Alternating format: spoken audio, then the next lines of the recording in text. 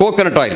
1964, I wrote an article. Coconut oil is as good as mother's milk and the best fat, because coconut oil and mother's milk are the only two things that contain sodium monolauric acid, which is the basis of human immune system.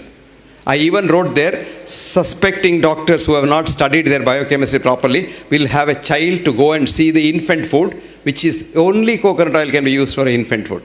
BM Hegde గారు 1964లో paper publish చేశారు. ముఖ్యంగా దాంట్లో coconut oil యొక్క ప్రాధాన్యత గురించి, దానికి ఉన్న plus points గురించి, ముఖ్యంగా మోనోలారిక్ యాసిడ్ యొక్క ప్రాముఖ్యత గురించి కూడా దాంట్లో ఎప్పుడో ఆనాడే చెప్పారు.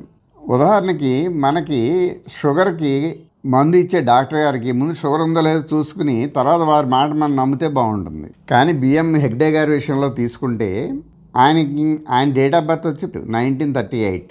ఈ రోజున ఆయన 80+ ఏజ్లో అత్యంత ఉత్సాహంగా, ఏ విధమైన రోగాలు లేకుండా చక్కగా ఎంతో ఆరోగ్యంగా ఉన్నారు. ఓ రకంగా ఒక్క మాటలో చెప్పాలంటే ఒక కేరళెట్టుకుండే స్మార్ట్నెస్ కానీ హెల్త్ కానీ ఆయనకి పూర్తిగా ఉన్నాయి. అందుకు మనం బిఎం హెగ్డే గారిని చెప్పిన విషయాలని పూర్తిగా నమ్మొచ్చు, పాటించవచ్చు కూడా. తల్లిపాలలో ఎక్కువగా ఉండే మోనోలారిక్ యాసిడ్ ఆర్టిఫిషియల్ గానండి, న్యాచురల్ ఫుడ్ అనండి, కోకోనట్ ఆయిల్లో మాత్రమే ఉంటుంది. పిల్లలు ఎదుగుదలకు కానీ, వాళ్ళు ఆరోగ్యానికి కానీ, వాళ్ళకి చిన్నతనంలోనే పెరగాల్సిన స్మార్ట్నెస్ కోసం కానీ మోనోలారిక్ యాసిడ్ అనేది వాళ్ళకి చిన్నతనంలో ఇచ్చి తీరాలి. మీరు ఆ రకంగా ఇవ్వగలిగితే జెనెటికల్గా ఒక బాహుబలి లాంటి పిల్లలు తయారవుతారు.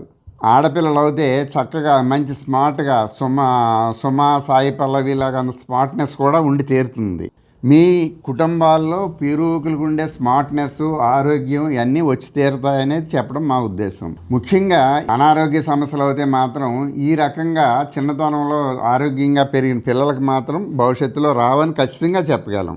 మనము ఈ మధ్యనే వచ్చిన కరోనా ఎక్స్పీరియన్స్ తీసుకుంటే మంచి రెసిస్టెన్స్ ఉండి 60+ ఉన్న వాళ్ళు కూడా ఏ విధమైన వ్యాక్సిన్ తీసుకొని వాళ్ళు అత్యంత ఆరోగ్యంగా ఉన్నారు ఈరోజు. కొంతమంది అయితే ఆ రోజు వ్యాక్సిన్ తీసుకుని ఈరోజు ఇబ్బంది పడుతున్న వ్యక్తులు కూడా మనకు కనిపిస్తూ ఉంటారు.